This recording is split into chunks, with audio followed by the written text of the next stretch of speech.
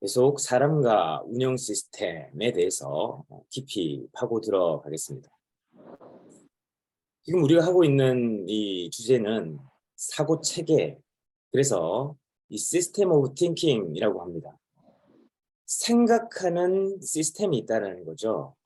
그래서 우리 사람들은 누구나 각자의 어떤 시스템으로 돌아간다라고 우리는 말씀을 드리고 있는 거죠. 그래서 영국의 시인이자 극작가인 존 드라이든이 이렇게 얘기했습니다. 처음에는 우리가 습관을 만들지만 그 다음에는 습관이 우리를 만든다라고 했습니다.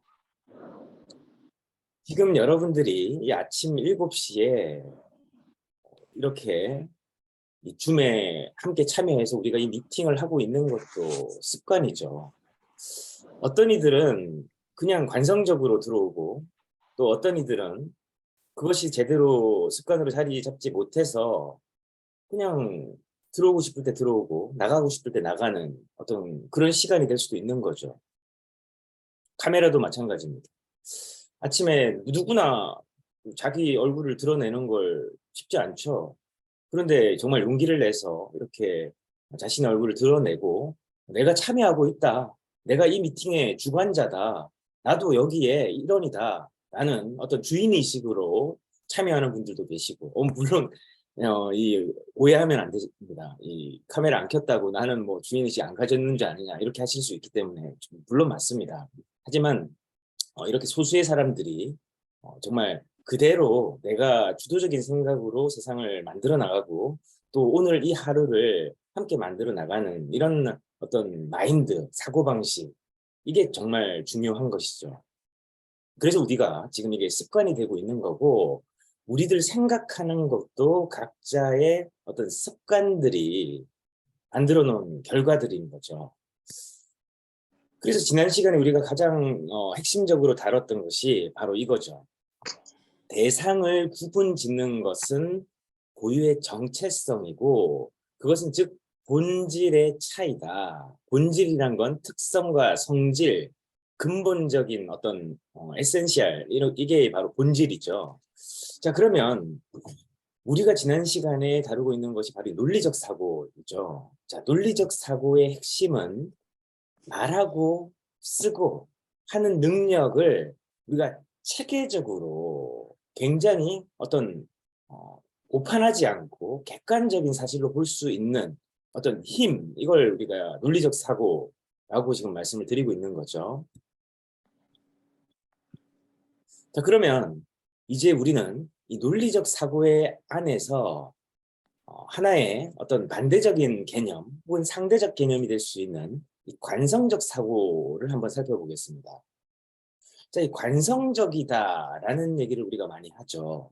자, 그럼 관성적 사고는 무엇일까요? 우리는 일상생활 속에서 항상 이 기존에 정해진 패턴대로만 움직일 뿐 좀처럼 다른 길로 가려 하지 않는다. 그래서 소극적이고 염세적이며 무미건조한 삶을 살아가고 있다. 생각을 바꾸지 않으면 생활은 무미건조해진다. 동시에 이런 생활이 장기화되면 자신만의 상투적이고 규격화된 어떤 패턴이 형성돼 어떤 문제가 닥치든 고유한 사유 습관에 따라 사고하게 된다. 그래서 관성적 사고는 어, 내가 논리적 사고라는 어떤 틀과 개념이 하나의 습관으로 자리 잡았을 때는 아주 좋은 관성적 사고일 텐데, 이 대부분은 일상생활의 어떤 기존에 정해진 패턴을 벗어나지 않는다는 것이죠. 즉 내가 내 틀을 잘 깨려고 하지 않는다. 즉 이것은 변화하려고 하지 않는다라는 것이고, 그렇기 때문에 삶이 100% 만족스러운 사람이 많지 않은 것이죠. 여러분들 혹시 삶이 100% 만족스러우십니까?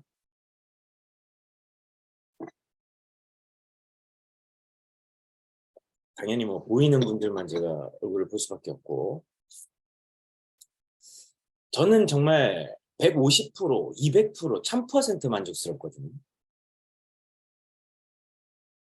지금 얼굴이 그렇게 안 보이십니까?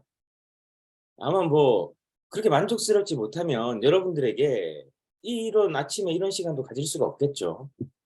제 살기 바쁘고 저의 어떤 번민에 빠져 있는데 무슨 이런 얘기를 하겠습니까? 저는 그 어느 때보다도 행복하고 충만하고 정말 너무나 평안한 삶의 연속이에요. 문제가 없는 건 아니지만 그렇다라고 해서 그 문제에 함몰되지 않을 수 있는 것은 100% 만족스러운 삶을 살 수 있다는 거죠. 이건 변화의 산물이에요. 그리고 오직 변화의 산물만이 아니라 그 변화에 도전한 산물이라는 거죠. 여러분들의 삶에 대해서 오늘 다시금 자문해 보셨으면 좋겠습니다. 나는 정말 만족스러운 삶을 살고 있는가? 또 그렇지 못하다고 한다면 어떻게 하면 만족스러운 삶을 살 것인가? 이 고민이 이제 우리가 다가오는 2023년 그리고 2022년을 송년하기 위해서 한 번쯤은 가져봐야 되는 심도 깊은 생각이 아닌가, 또 주제가 아닌가 생각을 합니다. 그럼 이 관성적 사고의 핵심은 뭐냐? 바로 본인의 경험치예요. 이 블라인드 스팟, 맹점이 뭐냐면 대부분이 자기가 살아온 방식대로 살아가죠. 또 자기가 경험한 방식대로 이 어떤 것들을 정의하죠. 많은 사람들이 이 관성적 사고, 특히 본인 경험치에 갇혀 있는 경우를 많이 봅니다. 간혹 사람과 사람끼리의 의사소통 간에도 마찬가지죠. 어떤 것에 대해서 이런 주제를 가지고 우리가 이야기를 하다 보면 대부분이요. 진짜 어떤 깨어있는 사람 또는 이 개념이 명확한 사람들, 흔히 얘기해서 하나의 본질에 통달한 사람들은 먼저 듣습니다. 그렇더라고요. 자기가 이 개념에 대해서 막 얘기하는 사람들, 내가 이것 좀 안다, 나 이거 좀 말할 수 있다, 나 이런 거 경험해봤다, 이런 사람들은 말하기 굉장히 좋아합니다. 근데 듣다 보면요, 짤랑짤랑 소리가 나. 깊이가 없어요. 그리고 이런 거죠.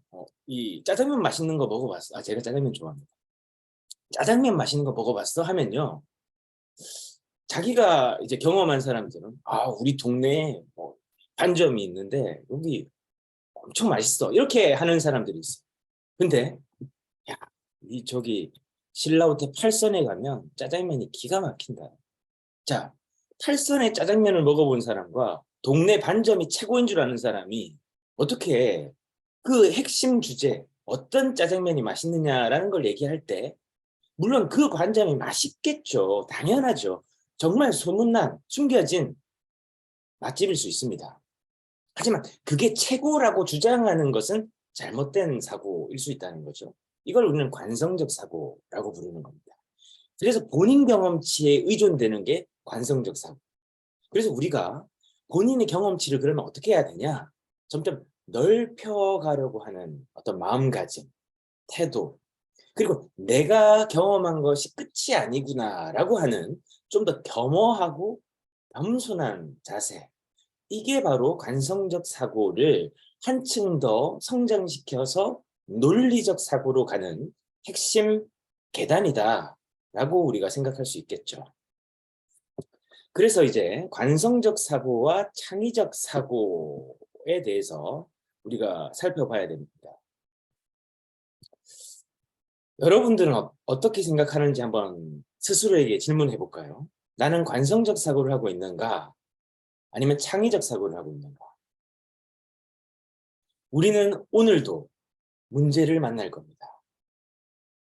우리가 만나는 문제를 우리는 우리식대로 풀어나가죠. 이걸 관성적 사고라고 하는 겁니다. 우리식대로밖에 풀 수 없는 까닭은 내가 인풋, 즉 내 안에 재료들이 적은 거예요. 즉 내가 여지껏 경험했던 경험치, 그걸 우리는 재료라고 한번 비유를 해본다면 그 재료들이 내가 당면한 이 문제를 풀어감에 있어서 이것밖에 아웃풋될 수가 없는 거죠. 집에 우유 하나만 있는 사람과 우유에 그리고 뭐 여러 가지 재료들이 부가적인 재료들이 더 많은 사람은 더 많은 어떤 요리를 만들어낼 겁니다. 이걸 아웃풋이라고 얘기할 수 있겠죠. 요리로 비유를 한다면. 자, 그래서 내 재료가 편협한 사람, 갇혀 있는 사람, 매몰돼 있는 사람, 고정된 사람, 이 사람들은 내가 오늘 이 하루를 풀어가는 데 있어서 답이 거기까지밖에 안 나오는 거야. 답답하죠. 그런데 창의적 사고를 하는 사람들이 있단 말이죠. 자, 이들은 재료가 풍성해요. 평상시 보고 듣고 항상 깨어서 질문하고 더 많은 것들, 더 깊이 연구하려고 하고 더 깊이 사유하려고 하는 사람들. 그래서 새로운 걸 자꾸 쫓는 개념도 중요하지만은요. 한 가지의 개념이라도 깊이 파고드는 사람들이 무서운 거예요. 전설적인 이 홍콩의 영화 배우인 브루스 리가 한 기자에게 질문을 받았어요. 당신은 실전에서도 통용되는 무술가이자 배우인데요. 어떻게 당신은 어떤 상대가 가장 두렵습니까? 라고 물어봤어요. 이 브루스 리는요, 영화 배우지만 굉장히 심도 깊게 연구를 한 철학가기도 해요. 미국에서 이제 철학을 전공을 했죠. 브루스 리가 뭐라고 답했는지 아십니까? 나는 수십 가지 기술을 가지고 있는 사람은 하나도 두렵지 않다. 그러나 한 가지 기술을 수천 번, 수만 번 하는 상대는 두렵다라고 했습니다. 자, 이 무슨 얘기일까요? 이것저것 다 뭐 많이 하는 만물 박사는요, 세상에 널렸고 그런 사람들 하나도 두렵지 않아. 그런데 한 가지 기술을 깊이 묵상하고 깊이 파고들고 오로지 그것만 한 사람은 그것이 무섭다라는 거죠. 우리가 창의적 사고도 뭐 이것저것 다 잘하는 사람이 아니에요. 한 가지 주제에서도 어떤 관성적 사고를 하는 사람들이 생각하지 못하는 차원의 생각. 근데 그 차원은요, 비범한 차원의 생각이 아니라 일상 속에 녹아있는 생각이라는 것에 대해서 제가 여러분들과 한 가지 사례를 좀 나눠볼까 합니다. 1991년도 일본의 아오모리현. 이곳은 일본 최대 사과 생산지입니다. 근데 이 아오모리현에 기록적인 태풍이 그 당시 상륙을 했어요. 자, 사과 농사를 짓는 사람들에게 엄청 강력한 이 태풍은 어떤 존재고 어떤 영향력일까요? 말 그대로 사과 농사를 그의 사과 농사는 뭐 끝났다라고 해도 하나도 이상할 게 없을 겁니다. 농부들은 절망했어요. 왜 우리에게 이런 일이 벌어졌지? 라고 이야기를 하는 사람부터 아, 우리 자녀 저기 학교는 어떻게 보내지? 부터 우리 아픈 부모님 어떻게 약값은 또 어떻게 하지? 각자 삶의 어떤 사연들이 다 녹아들어서 스스로 다 동일하게 그냥 자괴감에 빠져 있었습니다. 그러나 절망 속에, 즉 위기 속에 기회는 있다고. 여기에서도 관성적 사고를 하는 사람, 창의적 사고를 하는 사람이 나눠졌다라는. 이제 태풍이 지나가고 농부들은 자신들의 이 농장으로 나갔습니다. 처참했습니다. 사과는 다 떨어졌고 말 그대로 그냥 절망 그 자체였습니다. 자, 이런 상황 속에 한 농부는 매달려 있는 사과 하나를 봅니다. 현상은 똑같아요. 모두 다 태풍을 마주했습니다. 피할 수 없었어요. 우리도 인생의 태풍은 피할 수가 없습니다. 그런데 그 태풍을 대하는 우리의 태도, 자세가 달랐다는 거죠. 많은 사람들은 저 왼쪽 상황에 주목했어요. 야, 진짜 어떡하냐. 우리 끝났다. 뭐 먹고 사냐. 이 대출금은 어떻게 갚냐 등등 다 문제에 함몰돼 있었어요. 그러나 한 농부는 사과를 받습니다. 야, 매달려 있는 놈이 있네. 야, 저 놈은 어떻게 매달려 있었지? 창의적 사고가 이제 발동되기 시작합니다. 여기에 논리적 사고가 더해집니다. 자, 이제 곧 수능철인데 말이지. 이 학생들이 제일 바라는 게 뭘까? 자신이 지원한 학교의 합격 아니냐. 저 학생들에게 이 합격이라는 의미는 굉장히 중요하고 모두가 합격했으면 좋겠다는 어떤 그 마음은 많은 사람들에게 하나의 마케팅 도구가 되는 거죠. 우리나라에선 엿이 있고 또 뭐가 있습니까? 찹쌀떡이 있잖아요. 야, 이 수능 전에는 그래서 뭘 먹어야 됩니까? 찹쌀떡을 먹어야지. 엿을 먹어요. 엿처럼 딱 붙어버려라. 그런 말이 있지 않습니까? 일본에서도 일본의 문화에서 그런 게 있었던 것 같아요. 그래서 이 사과를 10% 태풍 속에서 살아남은 90%의 사과는 떨어졌지만 절망이지만 10%에 떨어지지 않은 저 사과 저거는 10배. 명품이다. 거기에 합격이다. 그래서 합격 사과라고 해서 10배 비싼 가격에 수험생들의 합격을 기원하면서 판매가 됩니다. 그런데 없어서 못 팔아요. 왜? 딱 10%만 있거든요. 리미티드 에디션이 된 거예요. 그래서 10배 비싼 가격에 판매가 됩니다. 여러분도 한 번쯤 들어보셨죠? 이게 아오리 합격 사과라고 불리는 하나의 브랜드가 됩니다. 우리는 지금 다 똑같은 절망적인 상황을 보죠. 하지만 이 절망적인 상황은 문제가 아닌 거죠. 관성적 사고를 하는 사람에게 문제가 있는 것이지 분명히 거기는 기회가 있다라는 거죠. 그 기회를 보는 사람들이 저는 바로 오늘 이 자리에 계신 여러분들이라고 생각합니다. 결국 관점이라는 건 현재 자신의 수준이에요. 내가 지금 보고 있는 것이 내 수준이라고. 문제를 깊이 묵상하고 문제만 깊이 파고들고 문제만 계속 말하는 사람들, 그들의 관점이 그들의 수준이에요. 그 사람은 결코 문제의 늪에서 벗어날 수가 없을 겁니다. 왜? 그가 보고 있는 게 그 자신의 수준이기 때문이죠. 그러나 기회를 보는 사람들, 바로 이 기회를 보는 사람은 또 기회가 자신의 수준인 거죠. 여기서 우리가 필요한 것이 뭐라고요? 인풋이죠. 나에게 뭐가 지금 채워져 있냐? 채워지지 못했다면 뭘 채울 거냐? 그런데 안타까운 게 있습니다. 우리에게 시간은 그렇게 많지 않다는 거죠. 우리가 쓸 수 있는 하루의 시간은 24시간이라는 거죠. 내가 잠을 안 자든지, 그렇죠? 대표님 목소리가 24시간 안 내내 들려요. 일을 해서 휴식을 내가 수용해야만 그런 관점을 잘 감지할 수 있을까요? 들리는데? 왜 그러지? 아닙니다. 우리가 팀을 이루면 되는 거죠. 내가 일할 수 있는 시간은 최대 8시간입니다. 아무리 열심히 일해도 12시간이고 몸을 혹사시켜 일하면 18시간까지 아마 일하는 분도 계실 거예요. 6시간 자고 종일 일하는 사람이죠. 자, 그런데 그렇게 일을 하게 되면 곧 번아웃이 오겠죠. 우리는 기계가 아니니까. 그래서 AI나 인공지능이 무서운 것이 걔네는 밥도 안 먹어, 쉬지도 않아, 휴가도 안 가. 그리고 계속 일을 해. 그러니까 무서운 거잖아요.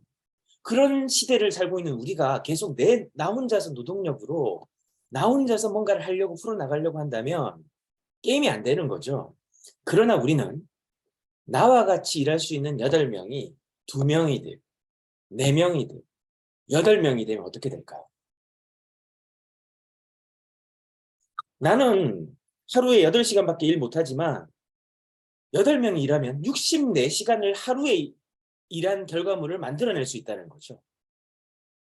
이게 바로 우리가 생각해야 되는 시간의 벽을 극복하는 방법이죠.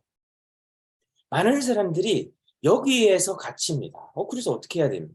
슬리밍고로 오세요. 라고 저는 말씀드리면서 오늘 시간을 여기서 마무리를 짓겠습니다. 우리의 벽은 관성적 사고예요. 내가 해왔던 경험으로 생각하는 그 사고방식. 우리는 오늘 그것을 탈피해서 문제에 매몰돼서 생각하는 게 아니라 문제 밖에서 잘 되는 어떤 기회, 성공 사례, 좋은 툴, 그리고 좋은 방법, 그리고 우리에게 제시되는 어떤 이 플랜들, 수익 구조, 비전, 이런 것들 속에서 내가 기회를 볼 수 있는 인풋이 되려고 하면 나를 학습하고 갈고 닦아야 된다. 그렇게 체계적으로 하는 과정에서 나는 내 뇌가 관성적 사고가 좀 더 논리적 사고가 강화가 되는 관성적 사고가 습관이 된다. 이것을 마무리하겠습니다.